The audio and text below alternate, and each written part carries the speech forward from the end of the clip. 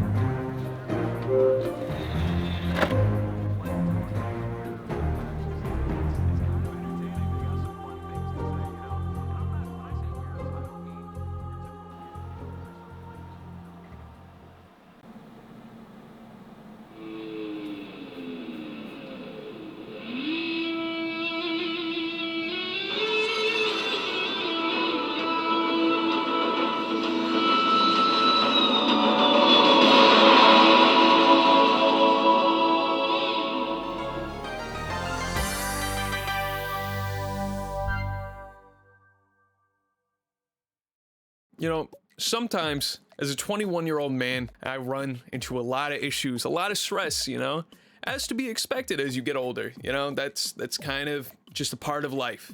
And sometimes to get through that, I feel like you gotta be a little bit delusional.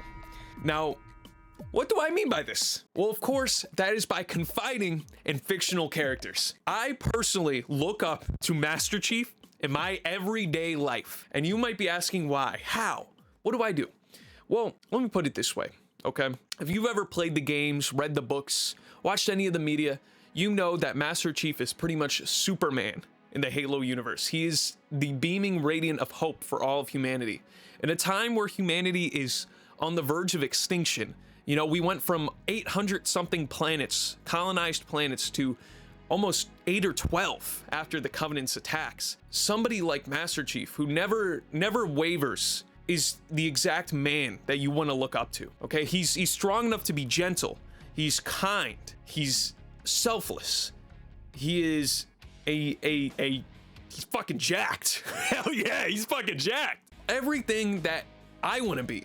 As a kid, I felt like I looked up to a lot of the fictional characters that I would watch on a daily basis. I instead of wanting to be like the people around me, wanting to be like, actual people I knew, I saw Spider-Man and I was like, I want to be that guy when I grow up.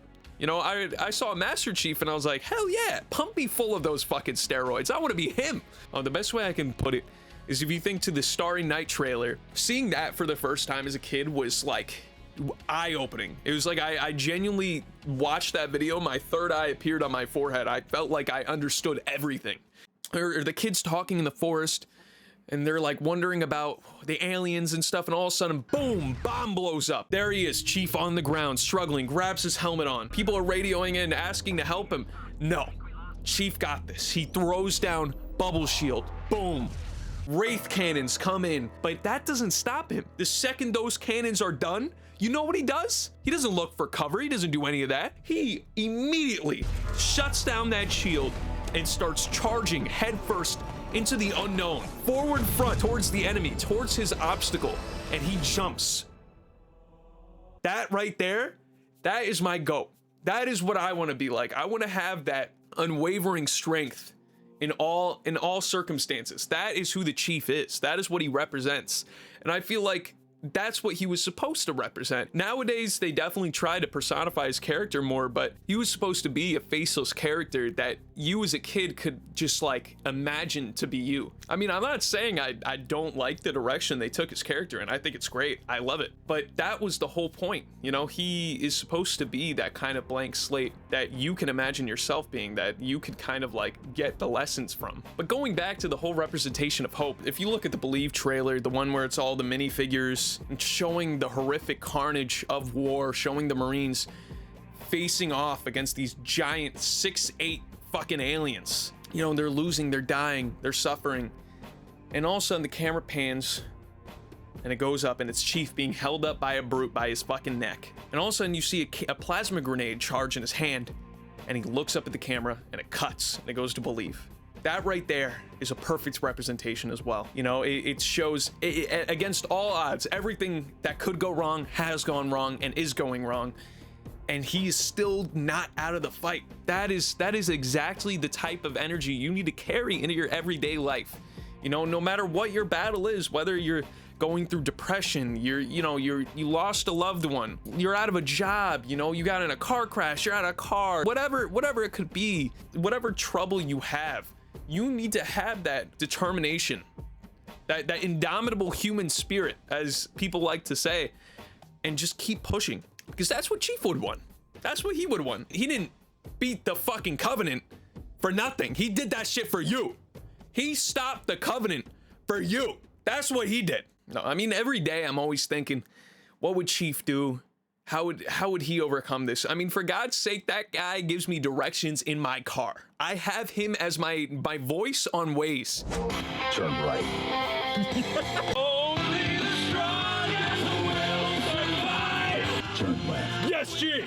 No fucking Destination reached. Thank you, Chief. Well done out there. Remember, Reach. I'll be ready for the next mission. Yes, me Just too, wake Chief. me when you need me. They fucking said it! There's so many microplastics in the park. I'm so excited. John 117 is up in my ear telling me, he's giving me comms, okay? You know, going back to the whole hope thing regarding the Chief, I feel like it's not only just him though. Consume any of the media, you understand that that's just kind of a mentality that most of humanity has. As much as I don't like Halo Infinite, I think the game was all right. I think it's in a decent state now. If it released in this state, would have been good. I would have liked it. I think the base gameplay, great. Everything else about it. But the one thing I'll give it is the marketing campaign for Halo Infinite was fucking crazy. It was phenomenal. I mean, like the trailer with the soldier who had his throat cut, you know, he lost his voice. Can't even speak anymore. He's doing sign language, and they're using an AI model that's slowly able to recreate his voice from his sign language. And as you're watching, you know, you can start to hear his voice come through as he's telling the story of how he lost his best friend in their mission to get the technology that creates the shields for Master Chief's armor. You know, it's a beautiful story, and honestly, it makes me cry like every time I watch it. It's so short. You don't know these characters for a very long time, but the story and the passion that was put into it is just like, it's amazing. I mean, like everybody I showed that video to blows their mind. It genuinely blows their mind. There's also the other one about the scientist who's slowly trying to create the grapple hook that Chief uses in Halo Infinite. And it's a story of her struggling, trying to go through all these test runs and these different versions of the grapple hook until she can get the final one, the working one. And all while that's happening, she's trying to talk to her daughter who's on a different planet, and she's struggling and it's getting to her, and she finally does it at the end. And it's just this instant relief. And I feel like those stories are amazing because, for one, Chief is a symbol of hope to the people, but the people also build him up. He's almost like a beacon that everybody contributes to push him up and bring him up. You know, it's like that picture, I think it's like Hajime no Ippo or something, where the boxer, he's down, but he's got all the arms holding him up, pushing him up. That's what the Chief is. He has all of humanity backing him up. These people, these constant sacrifices that contribute to allow him to do what he has to do in every scenario. And sometimes I feel like that's how you have to look at life. A series of sacrifices that you need to make to get to where you need to be.